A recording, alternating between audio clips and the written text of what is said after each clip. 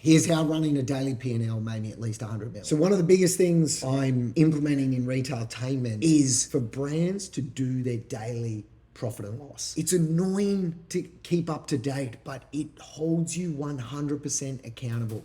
And I believe, especially now with the ease of Meta, Facebook advertising, you should be in the ad account every day, relating it back to your daily P&L, where you have this touch and feel on the customer and the content and what's working, where you can throttle the gas in and out. It's like this day trading every day, where you only need to spend 10 minutes reviewing it, but it keeps you so locked on and keeps you so focused on what is the most important metric, which is profit. This is a story how I did it and made me at least 100 mil. So I was always doing this since ads first came out, morning meeting, we go through it, merchant marketing teams, this is how we work and react. Look at the ad account and look how we're moving forward in contribution dollars every day. So in COVID, March it happened, kicked off, everyone thought the world was gonna melt down. And then in April, Australia launched this job keeper program where they paid everyone basically $750 a week. And I remember right at the start, I was speaking with someone and it was like, husband was a pilot and they got all these kids and he's laid off and he's getting $750 a week. And then 2 minutes later, I spoke to someone else and yeah, their kid was 15 years old,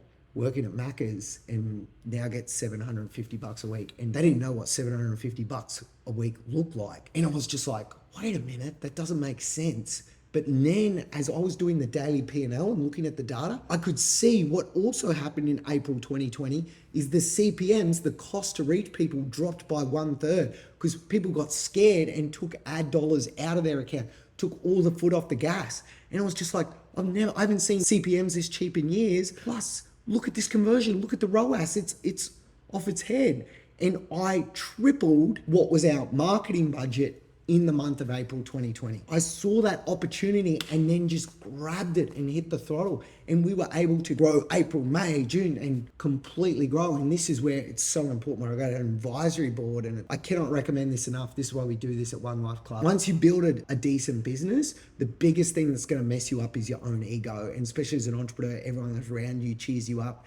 You think you're way better than you are. You can make tragic mistakes. There's more than enough stories out there of this. But this is where it was for me. We'd always grown between 20 and 40% a year. And then suddenly we were growing 120% a year, off like in the hundreds of millions of dollars turn up. And my advisory board challenged me on this. It's like, as much as I wanted to think it was me and how good I was and I was smart and took these risks, and I realized I wasn't that good, that there was this huge market tailwind effect that obviously wasn't going to last forever. And so once the opportunity came up to diversify, to take money off the table, to take a punt on conquering the US, that's when I took it and sold half, 300 million cash, the rest in shares, and let it ride. So the big lessons out of this is running the daily P&L.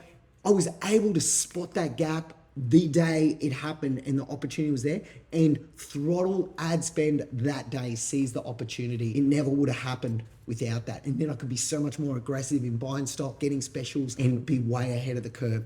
But then as well, having the advisory board to check my own ego and not make a dumb decision, and being able to diversify at the right time. But this is why, and especially if you're e-com or D2C, please get your head out of the clouds thinking it's about revenue growth or sales or just posting Shopify friggin' dashboards of green. It is all about the profit at the end of the day. That needs to be your North Star metric. Gone are the days they're never gonna value D2C companies off revenue and stuff again. You have to build solid, profitable business. And from there, when you break it down to a daily practice, you see the needle moving. You can better get that gut feel of what's working and what's not, and take those risks and day trade the creative, the content, the opportunities for growth and scale.